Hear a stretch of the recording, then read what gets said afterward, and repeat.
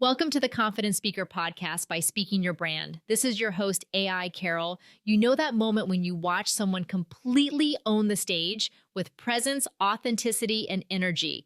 And you think, why am I not getting those kinds of speaking opportunities? I'm experienced. I have so much to offer. Why am I not being asked? If you've ever felt like that, you're definitely not alone. I've heard this from so many women, seasoned professionals, dynamic leaders who are incredibly capable, but still aren't being invited to speak the way they want to. Let's break this down because you could have years of experience, deep expertise, and still be overlooked. And here's why. Being experienced isn't the same as being visible. Let me share something with you. Years ago, I was speaking regularly at marketing and tech conferences. I had the experience, the content, the credentials, but I wasn't getting keynote slots. I wasn't getting paid, and I definitely wasn't being asked to speak outside of the usual topics.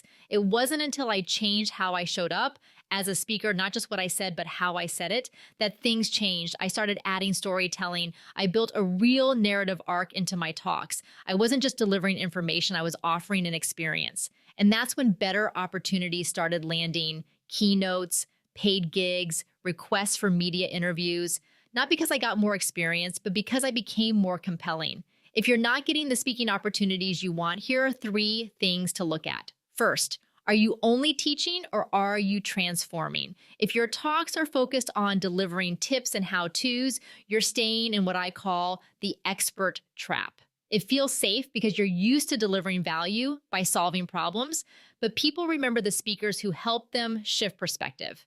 It's not about having all the answers.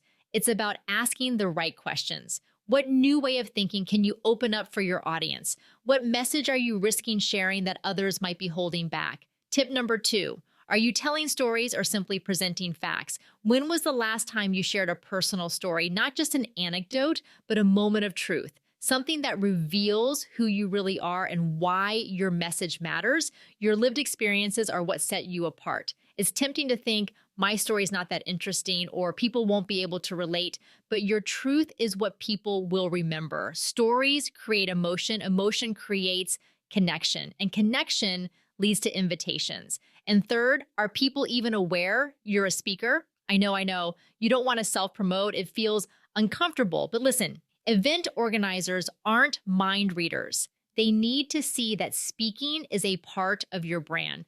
Does your LinkedIn headline say you're a speaker? Do you post when you do speak? Do you have a speaking page on your website with topics, photos, maybe even a clip? If you're speaking but not sharing it, it's like hosting a party and forgetting to send the invites. So today, I want you to reflect honestly, not just on your experience, but on your visibility. Are you positioning yourself as a thought leader or staying tucked inside the comfort of expertise? Don't let your brilliance remain behind the scenes. You have a powerful message, one that's meant to be heard. If you're ready to step into bigger opportunities, we can help you craft your signature talk, harness your story, and build thought leadership that gets noticed. Head over to speakingyourbrand.com to explore how we can work together. And if you found this episode helpful, be sure to follow the Confident Speaker Podcast on Apple Podcasts or Spotify so you never miss a dose of inspiration and strategy. This on-demand episode was generated by my AI voice clone trained on speaking your brand content. Now go claim the stage that's meant for you. Until next time, take care.